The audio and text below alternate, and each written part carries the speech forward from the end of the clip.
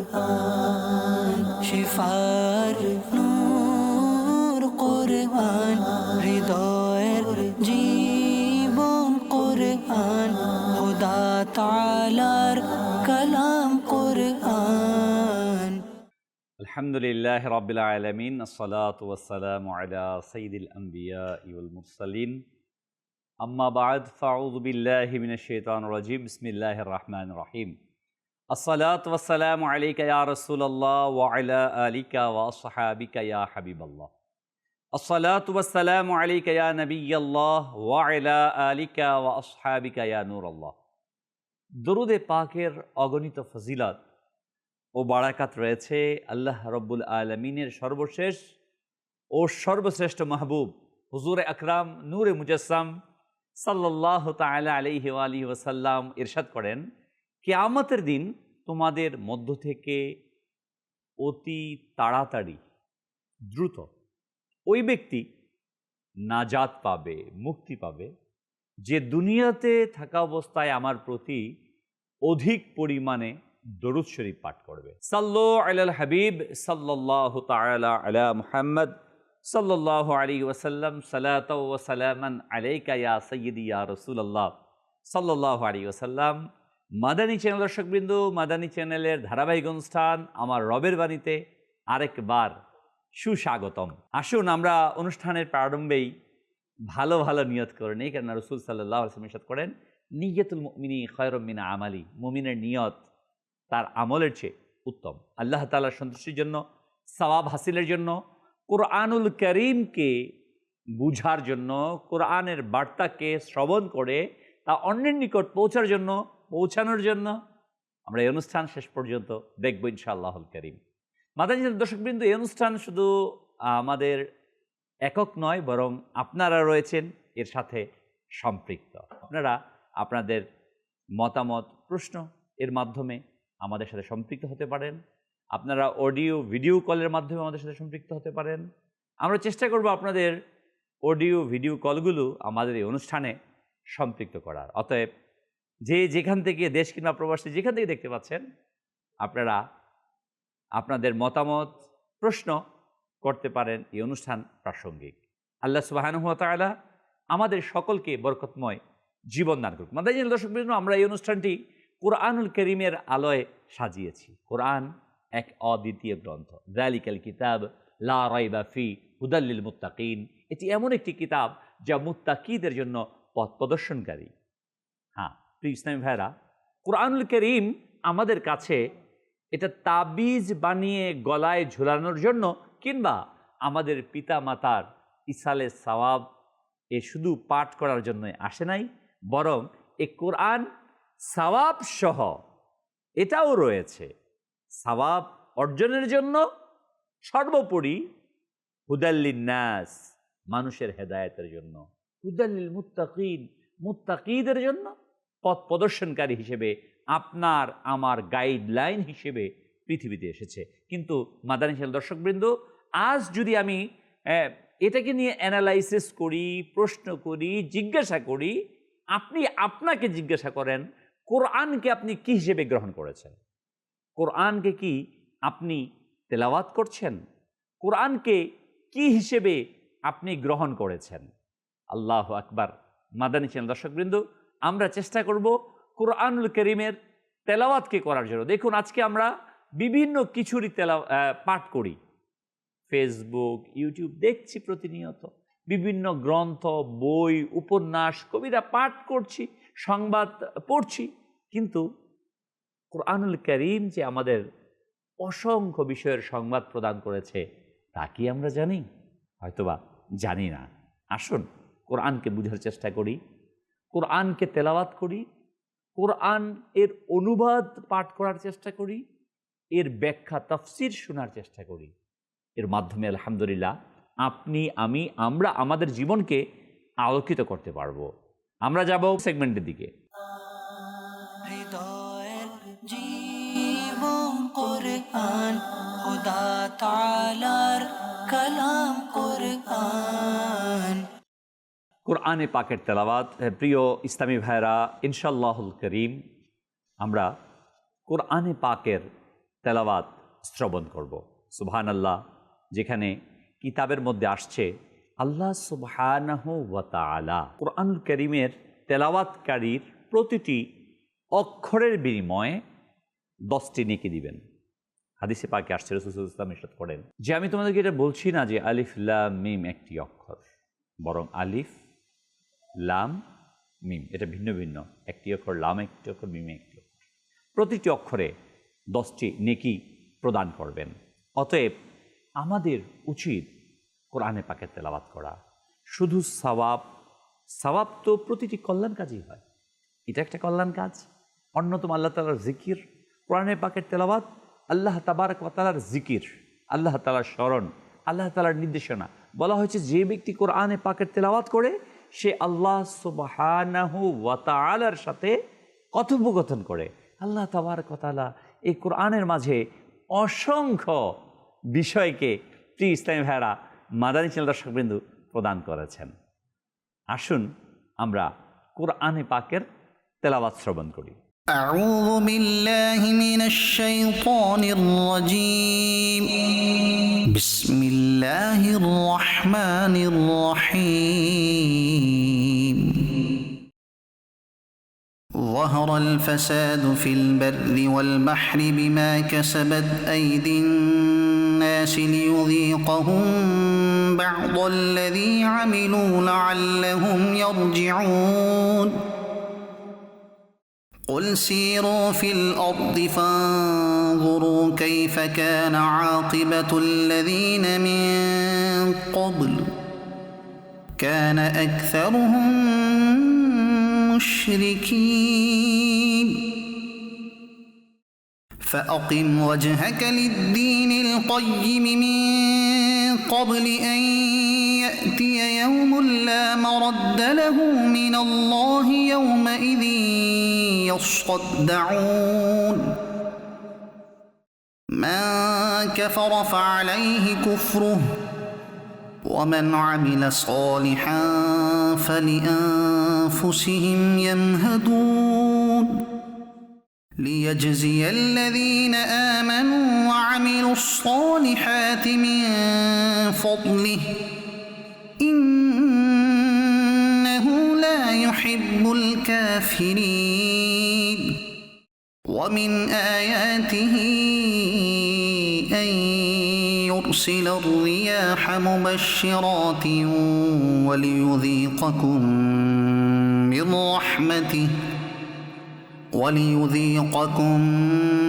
من رحمته ولتجري الفلك بأمره ولتبتغوا من فضله ولعلكم تشكرون صدق الله العظيم মাশাআল্লাহ। আমরা সূরা রোম এর 41 থেকে 46 নম্বর আয়াতে কারিমা তেলাওয়াত শুনছিলাম। মাদানী চ্যানেল দর্শকবৃন্দ, আল্লাহ সুবহানাহু ওয়া তাআলা কত সুন্দরভাবে এখানে উপস্থাপন করেছেন আমাদের বিষয়গুলো, আল্লাহ তাবারক ওয়া তাআলার বার্তাকে। আল্লাহ তার ইরশাদ ফরমান, ছড়িয়ে পড়েছে অশান্তি স্থলে ও জলে এসব কুকর্মের কারণে যেগুলো মানুষের হাতগুলো অর্জন করেছে, যাতে তাদেরকে তাদের কোনো কোনো কর্মের স্বাদ গ্রহণ করান, যাতে তারা ফিরে আসে। আপনি বলুন, পৃথিবীতে ভ্রমণ করে দেখো কেমন পরিণতি হয়েছে পূর্ববর্তীদের। তাদের মধ্যে অনেকে মুশরিক ছিল। সুতরাং আপন মুখমণ্ডল সোজা করো ইবাদতের জন্য।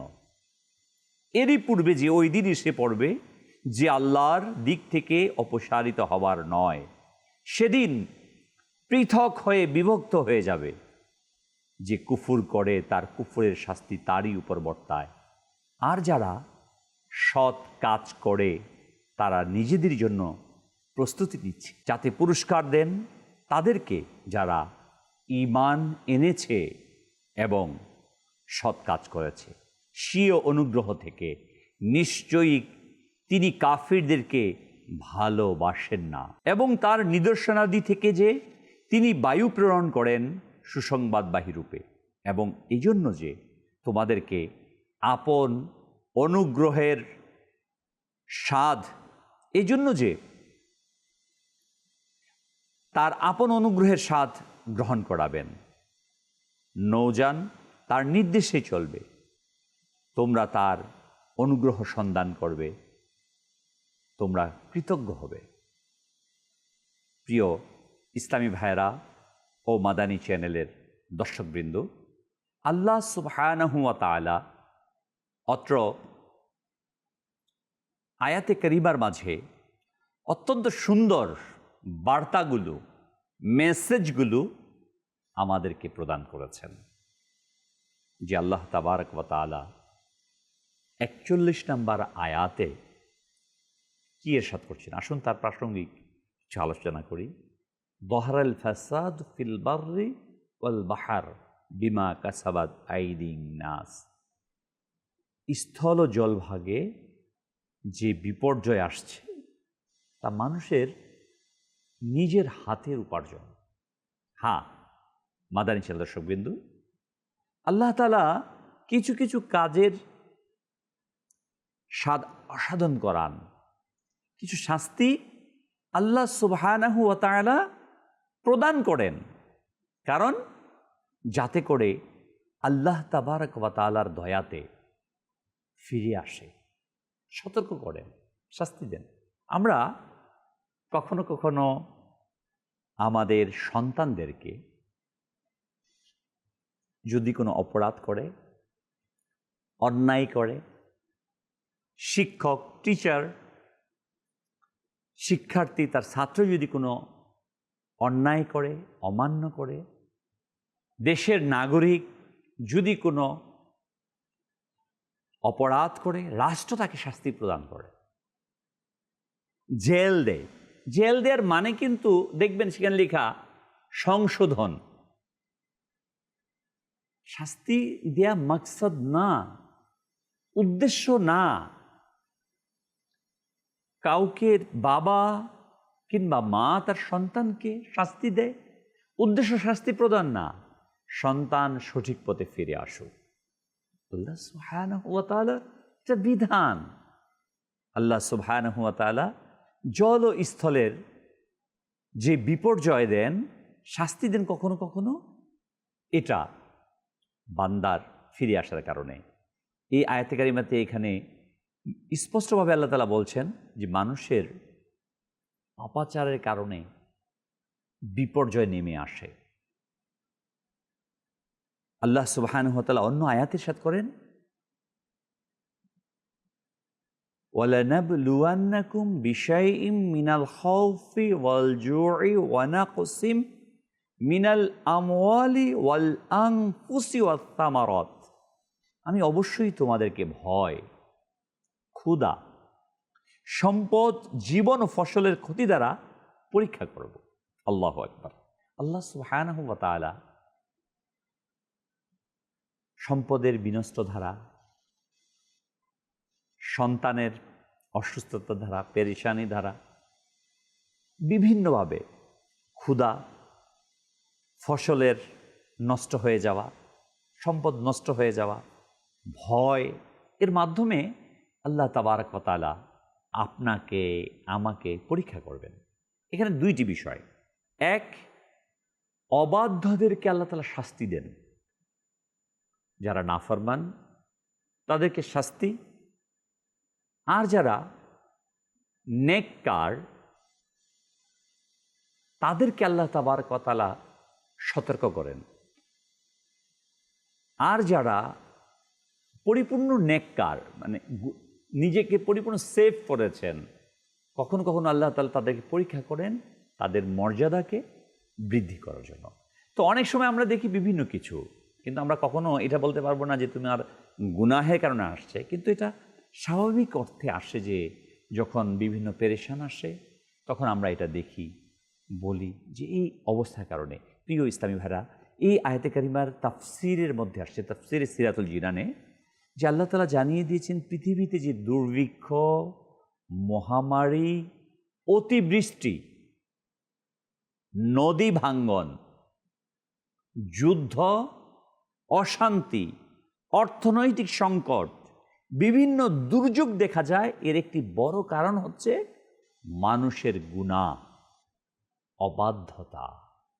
হ্যাঁ, স্থল ও জলভাগে বিপর্যয় বলতে বোঝানো হয়েছে কৃষি জমিতে ফসল কমে যাওয়া, বরকত উঠে যাওয়া, সমুদ্রের ঝড়, বিপর্যয়, বন্যা আমরা দেখতে পাচ্ছি, বিভিন্ন কিছু।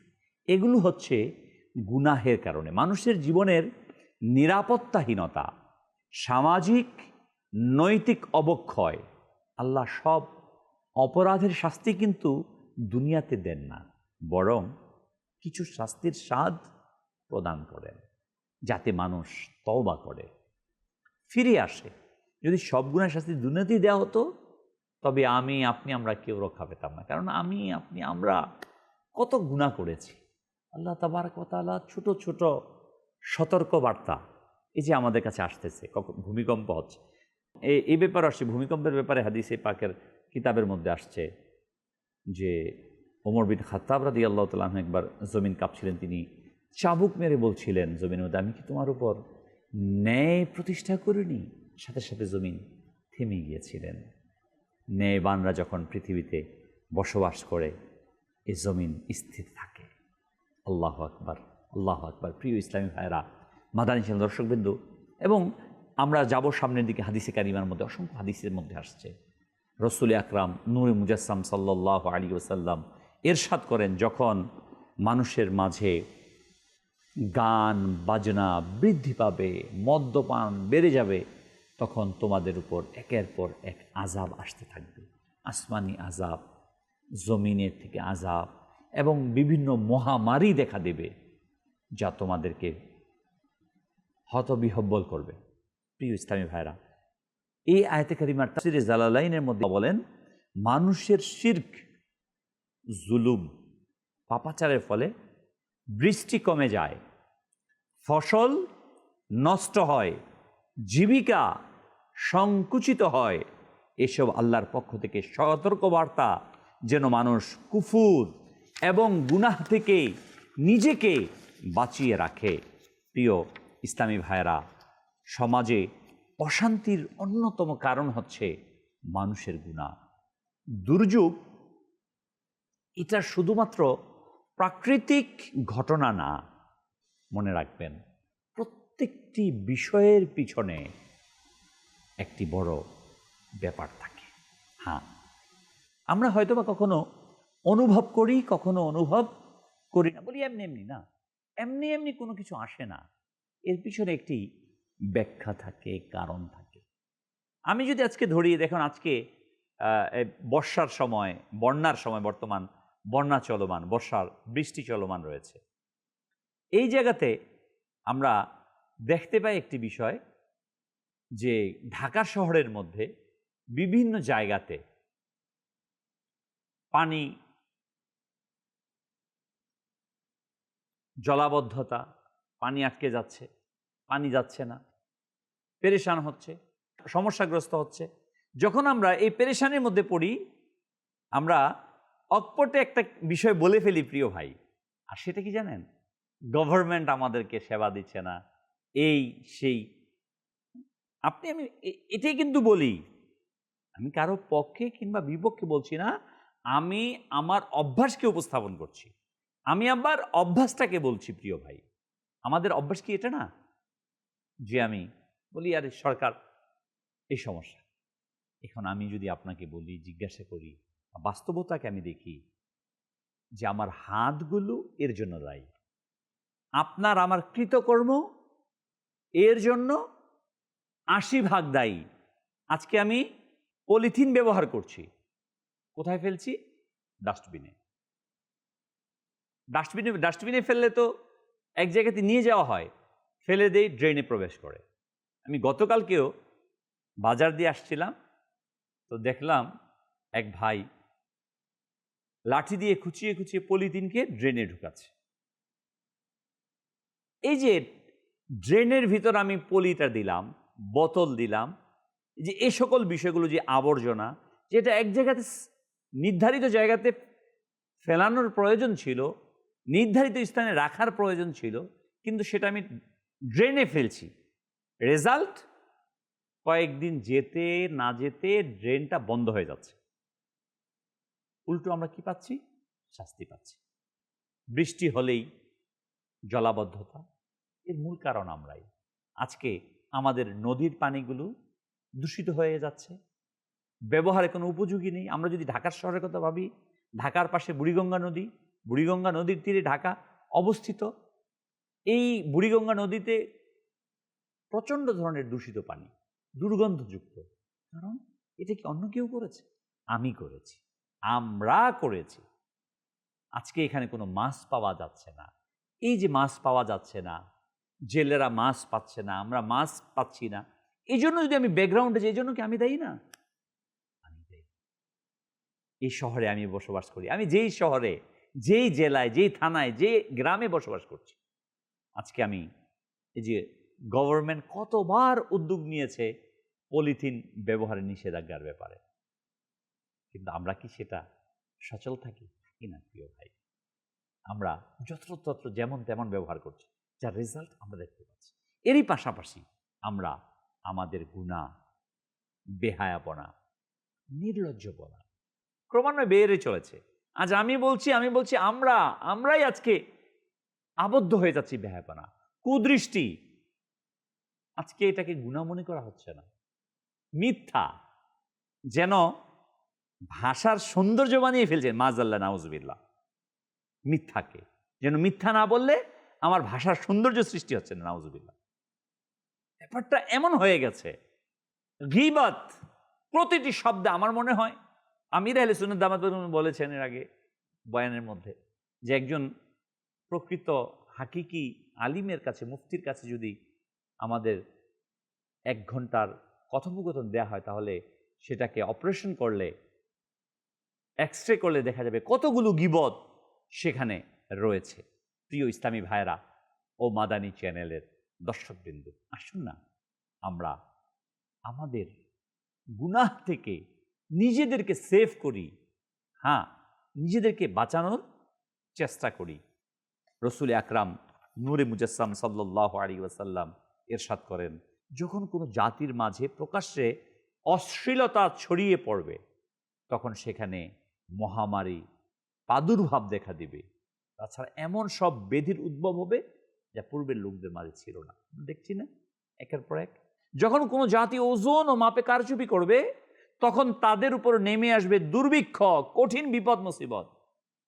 আমরা কি দেখি? কয়েকদিন পর পর বন্যা হয়, খরা হয়, চলে আসে। কারণ এই যে মাপে কারচুপি ব্যাপার অসংখ্যভাবে চলছে।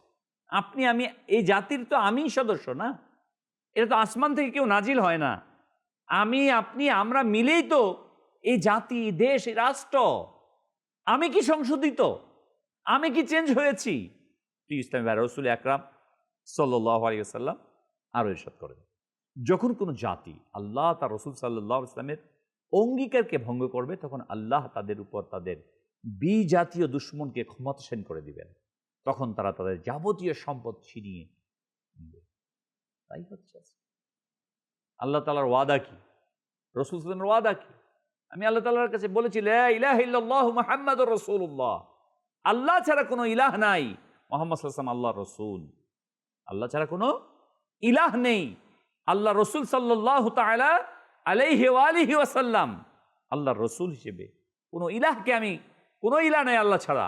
কিন্তু আজকে আমি মন্ত্রতন্ত্র কত কিছুকে মনে করছি যে এটাই বুঝি আমার রিজিকের মাধ্যম, এটা না করলে, ওটা না করলে, এমনটি অনুসরণ না করলে, তেমনটি অনুসরণ না করলে আমি নাজাত পাবো না। না প্রিয় ইসলামী ভাইয়েরা, আমি আল্লাহ তাআলার কাছে ওয়াদা, আল্লাহ ছাড়া কোনো ইলাহ নাই আমার।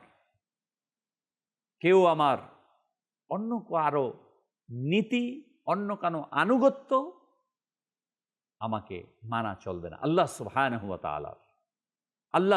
তাআলার হুকুম মোতাবেক আপনাকে আমাকে চলতে হবে। বলা হয়েছে, হাদিস রাসূলুল্লাহ ইরশাদ ফরমান, যখন যাকাত আদায় করবে না, আকাশ থেকে বৃষ্টি বর্ষণ বন্ধ করে দেয়া হবে। ভূপৃষ্ঠে চতুষ্পদ জন্তু নির্বাক প্রাণী না থাকলে আর কখনো বৃষ্টি হতো না। খরার কারণ আমরা বিভিন্ন কারণ বলি, কিন্তু হাকিকত এগুলোও রয়েছে যে আজকে আমরা যে অন্যায়গুলো করছি, যে অপরাধগুলো করছি, যার কারণে আমাদের কাছে আসছে। রাসূল আকরাম সাল্লাল্লাহু আলাইহি ওয়াসাল্লাম হাদিসে ইরশাদ করেন, যখন কোনো ভূখণ্ডের মধ্যে ব্যভিচার ও সুদ বিস্তার লাভ করে তখন তারা নিজেরাই আল্লাহর আযাবকে হালাল করে নেবে, আহ্বান করবে। যখন ব্যভিচার আর সুদ, দেখুন তো, আমি আপনাকেই বলছি, আপনি চিন্তা করুন, আজকে বেহায়াপনা, ব্যভিচার রাষ্ট্র থেকে নিয়ে ব্যক্তি পর্যন্ত প্রতিটি স্তরে কিভাবে বিস্তার লাভ করেছে। বেহায়াপনা, ব্যাংক এর মাধ্যমে সুদ ভিত্তিক জিন্দেগি, জীবন ব্যবস্থা প্রতিটি পরিবারের মাঝে যেন লেগে গিয়েছে। আর এই কারণেই প্রিয় ইসলামী ভাইয়েরা ও মাদানী চ্যানেল দর্শকবৃন্দ, আমরা সমস্যাগ্রস্ত হচ্ছি। আল্লাহ সুবহানাহু ওয়া তাআলা আমাদেরকে এই বিষয়গুলো থেকে সতর্ক করেছেন। যদি আমরা গুনাহ থেকে বাঁচতে পারি, বেহায়াপনা থেকে বাঁচতে পারি, আল্লাহ তাআলা আমাদেরকে মুক্তি দিবেন। আল্লাহ তাআলা আমাদের সবাইকে গুনাহমুক্ত জীবন ধারণ করার তৌফিক দান করুক। সমাজের অশান্তির অন্যতম কারণ মানুষের গুনাহ। দুর্যোগ কেবল প্রাকৃতিক ঘটনা নয়, একটি আত্মসমালোচনা ও নিজেকে পবিত্র করার একটি মাধ্যম। বিপদে আল্লাহর দিকে ফিরে আসাই হচ্ছে মুমিনের বৈশিষ্ট্য। আঘাতপ্রাপ্ত হয়ে, সমস্যার সম্মুখীন হয়ে আমি সেখান থেকে ফিরে এসে আল্লাহ তাবারক ওয়া তাআলার কাছে তওবা করে নিজেকে সঠিক পথে চালাবো। আল্লাহ তাআলা আমাদের তৌফিক দেখ। পরবর্তী আয়াতে আল্লাহ তাআলা বলেন, কুল সিরু ফিল আরদ ফানজুরু কাইফা কানা আকিবাতুল লাযিনা মিন ক্বাবল। আপনি বলুন, পৃথিবীতে ভ্রমণ করো, তারপর দেখো পূর্ববর্তীদের পরিমাণ নাম কেমন হয়েছে। তাদের অধিকাংশই ছিল মুশরিক। এই তাফসীরের মধ্যে আসছে আল্লাহ তাআলা মানুষকে পৃথিবীতে ভ্রমণ করে, সফর করে জাতিগুলোর, অতীত জাতিগুলোর ধ্বংস সব দেখার নির্দেশ দিয়েছেন। আদ, সামুদ, লুত, কওমে লুত, ফেরাউন প্রমুখের পরিণাম কি শিক্ষা, উদ্দেশ্য শুধু সফর করার উদ্দেশ্য ভ্রমণ নয়, বিনোদন না, বরং আল্লাহ তাআলার নিদর্শনকে দেখা। এই কওমে লুত সম্প্রদায়ের যে কি অবস্থা হয়েছে, মাযাল্লাহ, গুনাহের কারণে তাদের কি অবস্থা হয়েছে। সামুদ সম্প্রদায় কি অবস্থা হয়েছে। আদ সম্প্রদায়কে আল্লাহ তাআলা কি করেছে, এগুলোকে দেখা। পুরো জমিনকে উল্টিয়ে দিয়েছেন, পাথর মেরে গুনাহের কারণে ধ্বংস করে দিয়েছে। মাযাল্লাহ, নাউজুবিল্লাহ। আজ ওই সকল গুনাহগুলো আমাদের সমাজের মধ্যে চলে আসছে। প্রিয় ইসলামী ভাইয়েরা, আমাদের উচিত সতর্ক হওয়া। আল্লাহ সুবহানাহু ওয়া তাআলা আমাদেরকে সতর্ক করেছেন। যদি আমরা এরপর সতর্ক না হই, আল্লাহ তাবারক ওয়া তাআলার আযাব আমাদেরকে গ্রেফতার করবেন। আল্লাহ তাআলা হেফাজত করুক। যদি গুনাহের কারণে, নাফরমানির কারণে ঈমানও চলে যায়, কুফরিও করে ফেলে, আল্লাহ আল্লাহ, দুনিয়াও শেষ, আখিরাতেও আমরা পৃথিবীতে কয়দিন থাকবো? গুটি কয়েকদিন, কয়েকটি সময় চলে যাব।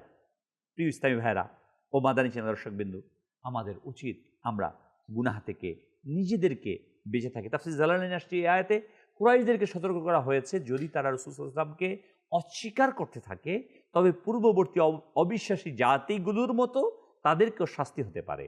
ইতিহাস থেকে শিক্ষা নেয়া, এটা কোরআনুল কারীমের নির্দেশ। ইতিহাস আমাদেরকে জানা, কি ঘটেছে, কেন ঘটেছে, ইতিহাস থেকে যেন আমরা শিক্ষা গ্রহণ করি। এবং শিরক মানুষকে ধ্বংসের একটি অন্যতম প্রধান কারণ।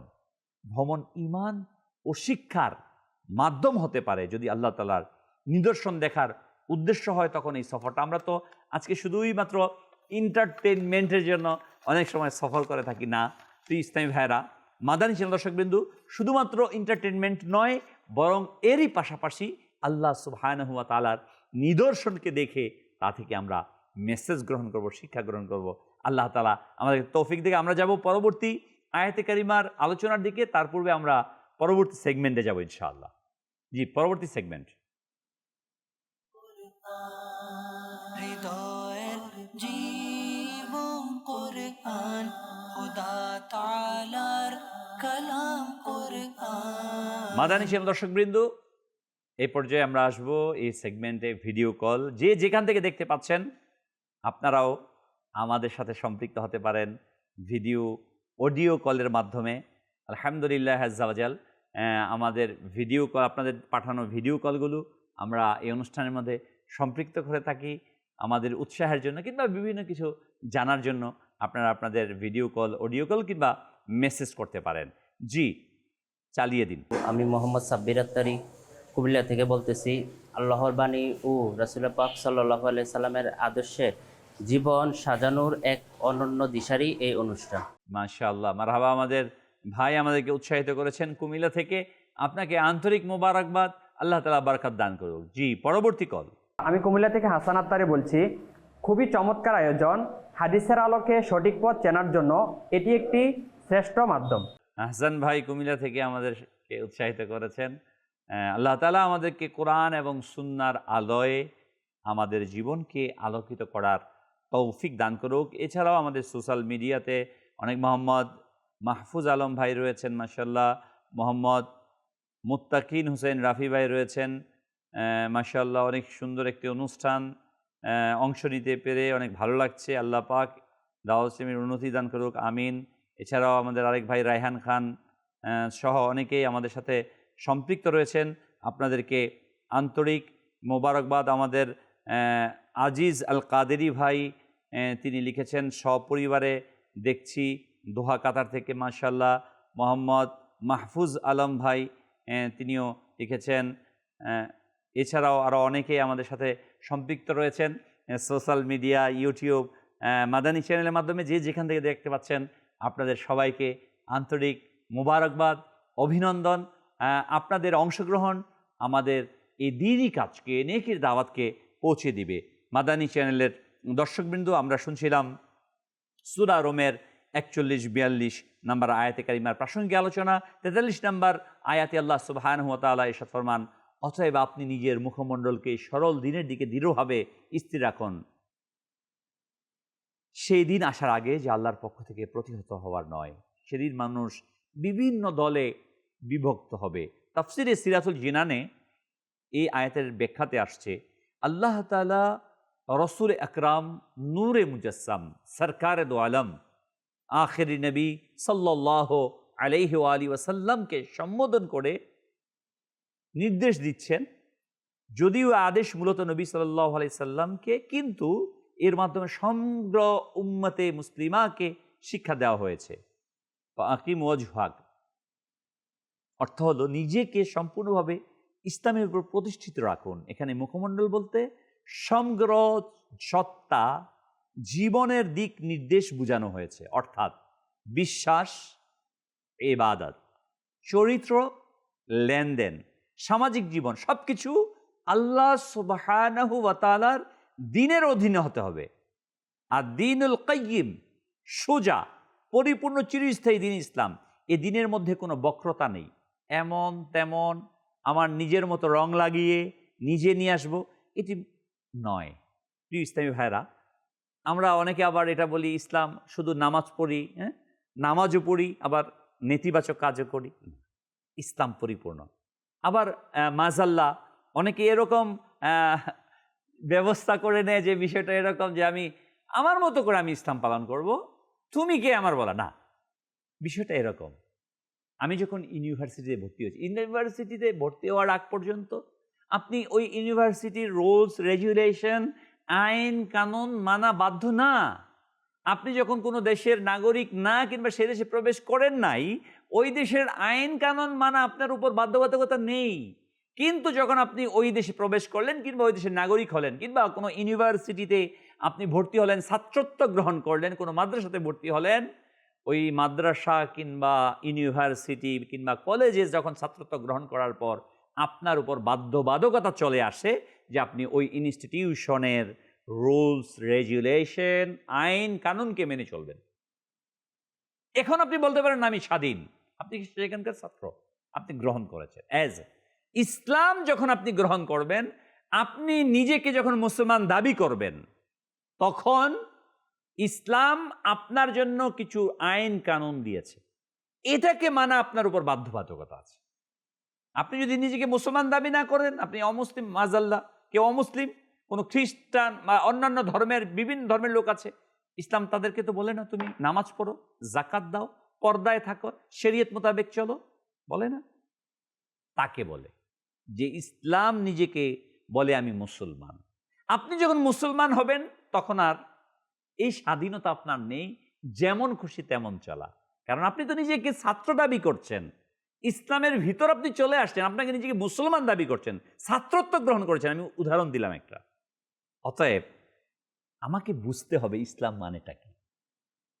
অনেকে না বুঝার কারণে এমনটি, এই জন্য আল্লাহ তাআলা সুন্দরভাবে এখানে ইরশাদ করে দিয়েছে, মুখমণ্ডলকে সরল দ্বীনের দিকে দৃঢ়ভাবে স্থির রাখুন। আল্লাহু আকবার।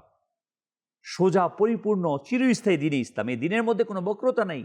এটি মানুষের ইহকাল ও পরকালের সফলতার একমাত্র মাধ্যম। লা মারাদ্দা লাহু, অর্থাৎ কিয়ামতের দিন একবার এসে গেলে তার কেউ ফিরিয়ে দিতে পারবে না, তখন তওবার কোনো সুযোগ নাই। সময় যাক, ভাবি না আমরা, চলুক না আরেকটু বৃদ্ধ হলে সেটা সময় না আসতে পারে। মৃত্যুর সময় অনেকে তওবা করতে চাইবে, যখন আজরাইল আলাইহিস সালাম আসবেন রূহ কবজ করার জন্য তার আকৃতি দেখে, তখন তওবা গ্রহণযোগ্য না। মৃত্যুর যন্ত্রণা শুরু হয়ে যাওয়ার পর তওবা গ্রহণযোগ্য। আজকে রাতটা আমার জীবন শেষ রাত হতে পারে। অতএব আসুন না প্রিয় ভাই, এখনই তওবা করি, এখনই ফিরে যাই প্রিয় আকা মাদানী ওয়ালা মুস্তাফা সাল্লাল্লাহু আলাইহি সাল্লাম যে পথে চলেছেন। প্রিয় আকা সাল্লাল্লাহু আলাইহি সাল্লামের আলে বায়েত, পাক পাঞ্জাতন, সাহাবায়ে কেরাম আলাইহিমুর রিদওয়ান যেভাবে চলেছেন আমরা সেভাবে চলি। সেদিন মানুষের বিভিন্ন দলে বিভক্ত হবে, জান্নাতবাসী হবে, জাহান্নামের অধিবাসী হবে। সেদিন আত্মীয়তা, সম্পদ, ক্ষমতা কোনো কাজে আসবে না, একমাত্র ঈমান ও নেক আমল উপকার করবে। অতএব আপনার ঈমান, আমার ঈমান বৃদ্ধি করছি কিনা, ঈমানকে পরিপূর্ণ করছি কিনা, নবী পাকের মোহাব্বত আমি ধারণ করছি কিনা, আল্লাহ তাআলার একত্ববাদকে আমি সিনায় নিয়েছি কিনা, নবী আকরাম নূরে মুজাসসাম সরকার সাল্লাল্লাহু আলাইহি ওয়াসাল্লাম ভালোবাসায় আমার হৃদয়কে, আলে বাইতের ভালোবাসায় হৃদয়কে আলোকিত করেছি কিনা, সাহাবায়ে কেরামের ভালোবাসা আমার হৃদয়ে আছে কিনা, এবং সাহাবায়ে কেরাম যেভাবে আমল করেছে, সরকার সাল্লাল্লাহু আলাইহি ওয়াসাল্লাম যেভাবে আমল করতে বলেছেন সেটা আমি করছি কিনা, এটাই হবে আমার কাছে। ইমাম জালালউদ্দিন আসসুয়ুতি আশ-শাফিঈ রাহমাতুল্লাহি তাআলা আলাইহি বলেন, এই আয়াতে দ্বীনের উপর অটল থাকার নির্দেশ দেওয়া হয়েছে। কিয়ামতের দিন অবশ্যম্ভাবী, তা কেউ ঠেকাতে পারবে না। সেদিন মানুষ তাদের আমল অনুযায়ী বিচ্ছিন্ন হয়ে যাবে, মুমিনরা জান্নাতে, কাফিররা জাহান্নামে। প্রিয় ইসলামী ভাইরা, ইসলামের উপর দৃঢ়ভাবে অটল থাকা এটা আমাদের প্রত্যেকের উপর অপরিহার্য। কিয়ামত অবশ্যম্ভাবী, নিশ্চিত। মৃত্যুর আগে তওবা, নেক আমলই সফলতার পথ। শেষ বিচারে মানুষের প্রকৃত পরিচয় হবে তার ঈমান ও আমাল এর উভয়ের সমন্বয়। প্রিয় ইসলামী ভাইয়েরা ও মাদানী চ্যানেল দর্শকবৃন্দ, আমরা চেষ্টা করব আমাদেরকে নেক আমলের মাঝে নিজেদেরকে সম্পৃক্ত করার। সাল্লু আলাল হাবিব সাল্লাল্লাহু তাআলা আলা মুহাম্মদ। পরবর্তী আয়াতে আল্লাহ তাআলা বলেন, মান কাফারা ফাআলাইহি কুফরুহু, যে কুফর করবে তার কুফরের অমঙ্গল তারই উপর বর্তাবে, আর যারা সৎ কাজ করবে তারা নিজেদের জন্যই জান্নাত বাসস্থান প্রস্তুত করছে। আল্লাহু আকবার। তাফসীরে সিরাতুল জিনানের মধ্যে আসছে, এই আয়াতে কারিমায় আল্লাহ তাআলার ন্যায় বিচারের এক মহান নীতিকে ঘোষণা করেছেন। কেউ যদি কুফরি করে, শিরক করে, অবাধ্যতার পথকে সে বেছে নেয়, তবে তার ক্ষতি এটা আল্লাহ তাআলার নয়, বরং সে নিজেই তার পরিণতিকে ভোগ করবে। ভালো মন্দ করছে, পরিণতি তার। অন্যদিকে যে ঈমান এনেছে, ভালো কাজ করেছে, নেক কাজ করেছে, মানবতার জন্য, সৃষ্টির জন্য, সৃষ্টির উপকারে নিজেকে উৎসর্গিত করেছে, নামাজ আদায় করেছে, যাকাত দিয়েছে, রমাদানুল মুবারকে রোজা রেখেছে, মানুষের কল্যাণে, সৃষ্টির কল্যাণে নিজেকে উৎসর্গিত করেছে, আল্লাহু আকবার, আল্লাহু আকবার, সেটা তার বিনিময় পাবে। প্রিয় ইসলামী ভাইয়েরা ও মাদানী চ্যানেল দর্শকবৃন্দ, তাফসিরে জালালাইনের মধ্যে এই আয়াতে কারিমার প্রসঙ্গে আসছেন যে কাফির অস্বীকারী তার কুফরের শাস্তি নিজেই বহন করবে, আর মুমিনের নেক আমল তার নিজেরই উপকার আসবে। আল্লাহ কারো আমলের মুখাপেক্ষী নন, বান্দাই তার আমলের ফল লাভ করবে। আল্লাহ পাক কারো ইবাদতের মুখাপেক্ষী না। আপনি আমি পৃথিবীতে সমস্ত মানুষ, যত মানুষ 700 কোটি কমবেশ আছে, সবাই যদি আল্লাহ তাআলাকে সেজদা করে, আল্লাহ তাআলা কিচ্ছু আসে যায় না। কেউ যদি অস্বীকার করে, মাজাল্লাহ, আল্লাহ কিছুই আসে যায় না। যে বান্দা যারটা তার, আমি করব তো আমি পাবো, আমি করব না তো আমি পাবো। এখন আপনার ইচ্ছা দিন। অনেকে একটা কথা বলে থাকে, আরে এটা এটা এটা, হ্যাঁ, মাজাল্লাহ, অনেকে অস্বীকার করে থাকে আল্লাহ তাআলাকে। যে অস্বীকার করছেন, আপনি একটু ভাবুন তো, জীবন তো একটাই, আর তো জীবন ফিরে পাবেন না, না? গুনাহ করছে, ভাবছেন যা হওয়ার হবে। কি হবে?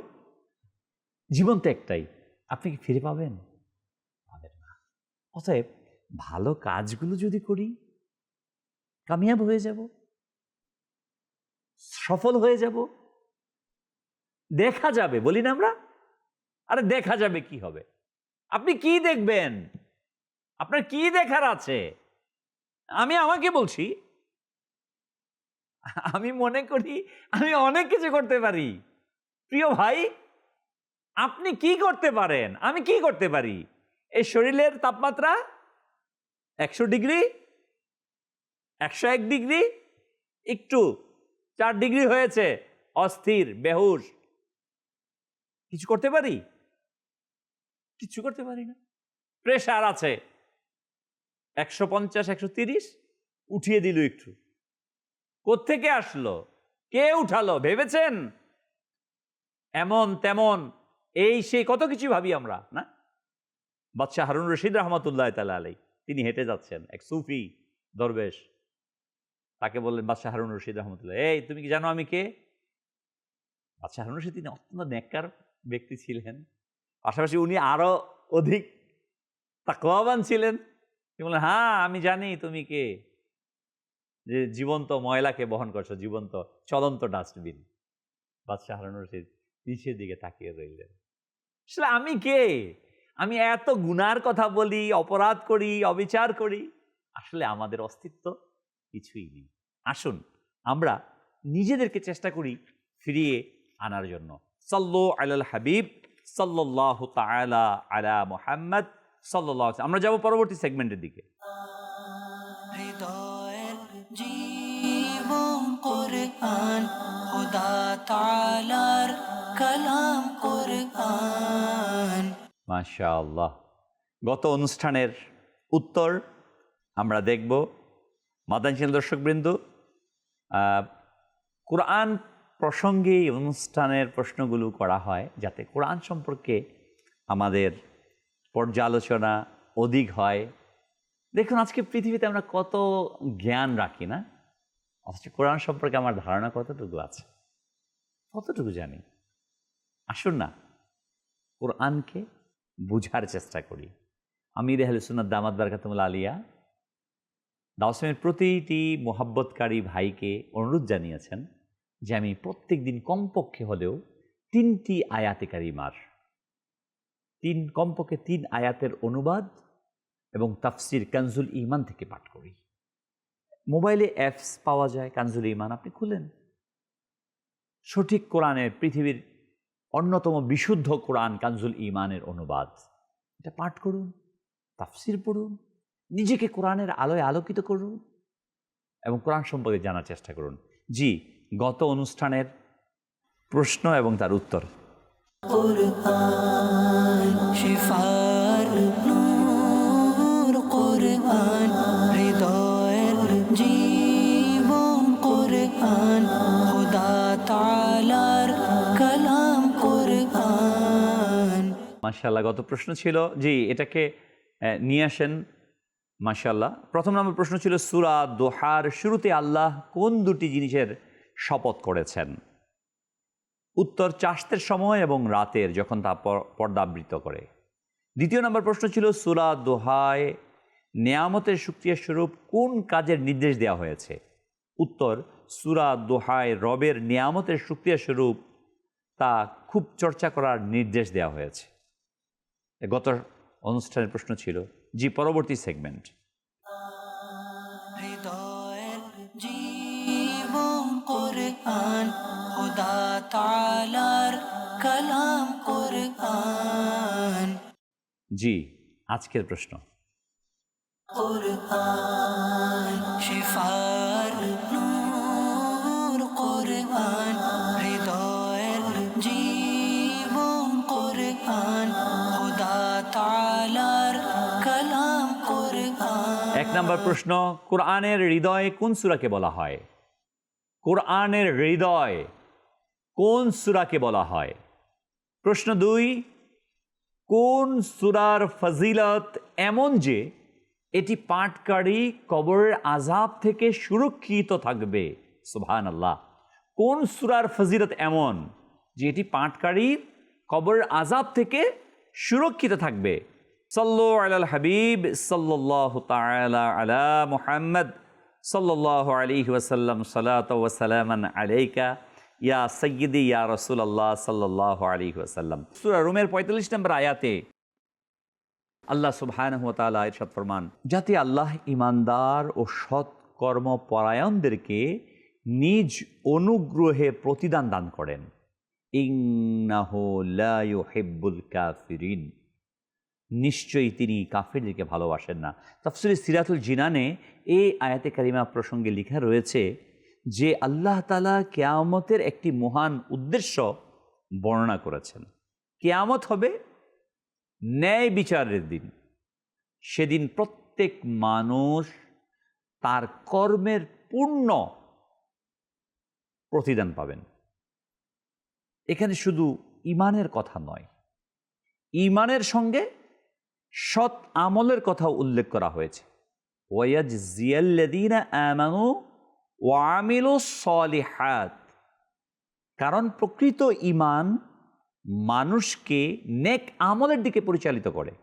নামাজ, রোজা, হজ, জাকাত, সত্যবাদিতা, আমানতদারিতা, ন্যায়পরায়ণতা, পিতামাতার খেদমত, গুনাহ থেকে বেঁচে থাকা, বেহায়াপনা থেকে বেঁচে থাকা, জিনাহ থেকে বেঁচে থাকা, সুদ থেকে বেঁচে থাকা, ঘুষ থেকে বেঁচে থাকা, মানুষের উপর জুলুম করা থেকে বেঁচে থাকা, অপরাধ করা থেকে বেঁচে থাকা, কারো হক আত্মসাৎ করা থেকে বেঁচে থাকা, প্রতিটি বিষয়। প্রিয় ইসলামী ভাইয়েরা, অনেকে বলেন না, আরে ভাই আমি নামাজ না পড়লে কি হয়েছে, আমি তো মুসলমান।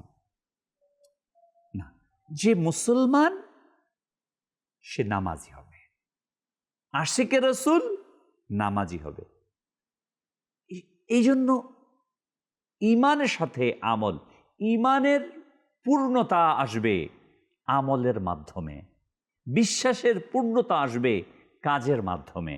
প্রিয় ইসলামী ভাইয়েরা, মাদানী চ্যানেল দর্শকবৃন্দ, আজকে অনেককে এই বিষয়গুলো দেখা যায়, আরে আমি তো মুসলমান। ভাই মুসলমান, আমি তো ছাত্র, কিন্তু ছাত্র পরিচয় তো দেখা যাচ্ছে না ওই ইউনিভার্সিটির, কারণ আপনার মাঝে তো সেই অ্যাক্টিভিটিসগুলো নেই, আপনি ক্লাসে উপস্থিত না।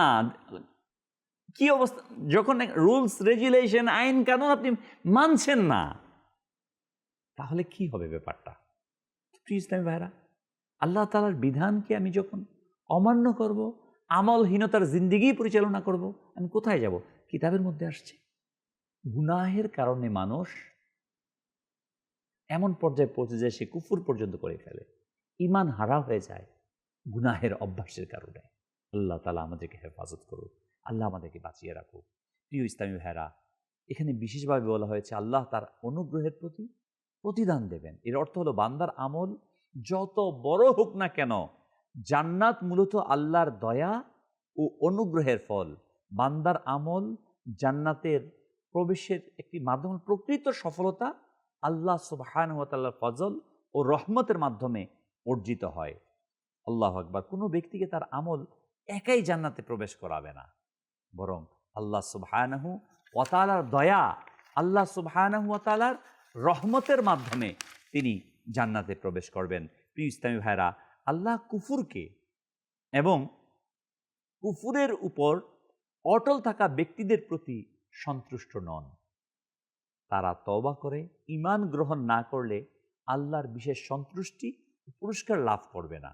তাফসীরে জালালাইনের মধ্যে আসছে, আল্লাহ ঈমানদারদেরকে তাদের আমলের প্রতিদান দেবেন, কিন্তু সেই প্রতিদান হবে তার অনুগ্রহ দয়ার বহির্প্রকাশ। আর যারা কুফরের উপর অটল থাকবে তারা আল্লাহর ভালোবাসা থেকে বঞ্চিত হয়। প্রিয় ইসলামী ভাইরা, ঈমানের সঙ্গে নেক আমল অপরিহার্য বিষয়। জান্নাত, আল্লাহর রহমত ও অনুগ্রহের ফল, আল্লাহর সন্তুষ্টি অর্জনই হচ্ছে মুমিনের সর্বোচ্চ লক্ষ্য। কুফর মানুষকে আল্লাহর বিশেষ ভালোবাসা থেকে বঞ্চিত করে। পরবর্তী আয়াতে আল্লাহ সুবহানাহু ওয়া তাআলা ইরশাদ করেন, আর তার নির্দেশনাবলীর মধ্যে একটি হলো তিনি সুসংবাদ দায়ক বায়ু প্রেরণ করেন, যাতে তিনি তোমাদেরকে তার রহমতের স্বাদ অসাধন করান, তার নির্দেশে নৌযান চলতে পারে, তোমরা তার অনুগ্রহের অনুসন্ধান করতে পারো এবং যাতে তোমরা কৃতজ্ঞ হও। সুবহানাল্লাহ। তাফসীরে সিরাতুল জিনানে আসছে, আল্লাহ তাআলা এখানে বাতাসকে তার এক মহান নিদর্শন হিসেবে উল্লেখ করেছেন। মুবাশশিরাতিন, সুসংবাদ বহনকারী বায়ু, এমন বাতাস যা বৃষ্টির আগমনের সংবাদ নিয়ে আসে। বাতাস মেঘকে একত্রিত করে, অতঃপর আল্লাহর হুকুমে বৃষ্টি বর্ষণ হয়। বৃষ্টির মাধ্যমে জমিন জীবন্ত হয়, ফসল উৎপাদন করে, মানুষ প্রাণীকুল উপকৃত হয়। এরপর আল্লাহ বাতাসের আরও কয়েকটি উপকারিতা বর্ণনা করেছেন।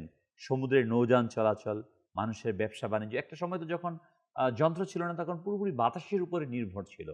এবং দেখুন সুবহানাল্লাহ, সমুদ্রের ব্যবসা বাণিজ্যের এই সারা পৃথিবীতে আজকে ওয়ার্ল্ড ওয়াইড যেই কার্যক্রম ব্যবসা চলমান রয়েছে, সেটা সমুদ্র পথেই অধিক পরিমাণে চলমান রয়েছে।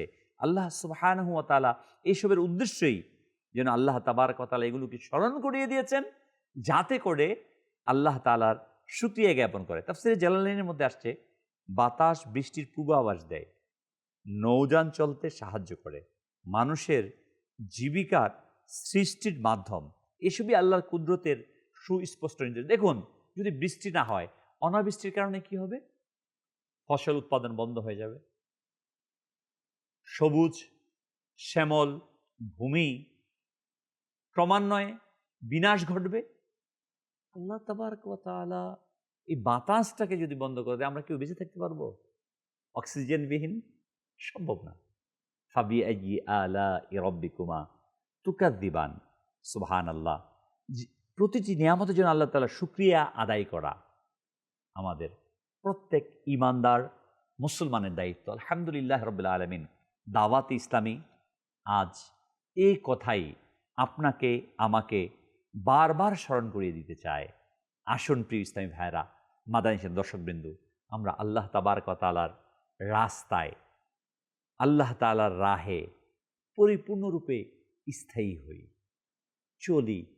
ইয়া আইয়ুহাল্লাযীনা আমানু উদখুলু ফিস-সিলমি কাফা। হে ঈমানদারগণ, তোমরা পরিপূর্ণরূপে ইসলামে প্রবেশ করো।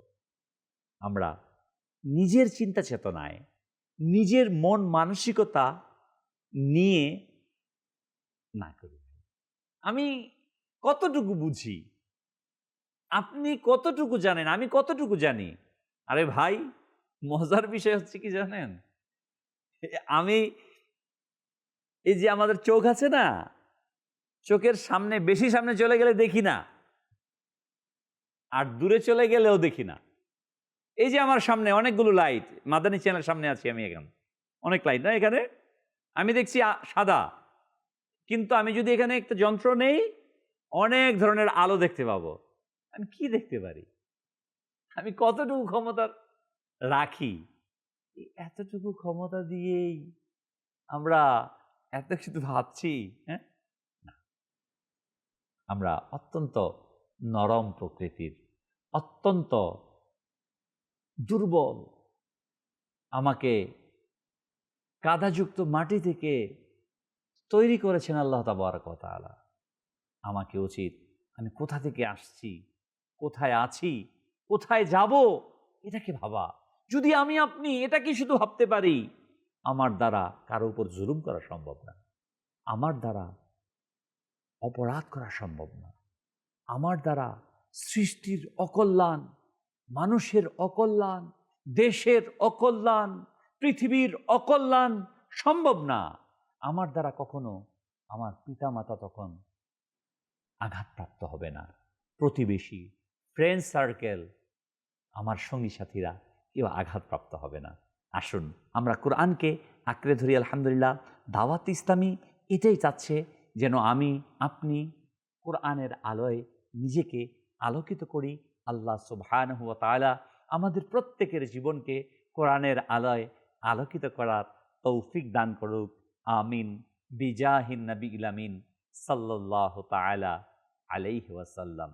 সাল্লু আলাল হাবিব সাল্লাল্লাহু তাআলা আলা মুহাম্মদ। কুরআন শিফার নূর, কুরআন হৃদয়ের জীবন, কুরআন খোদা তাআলার কালাম,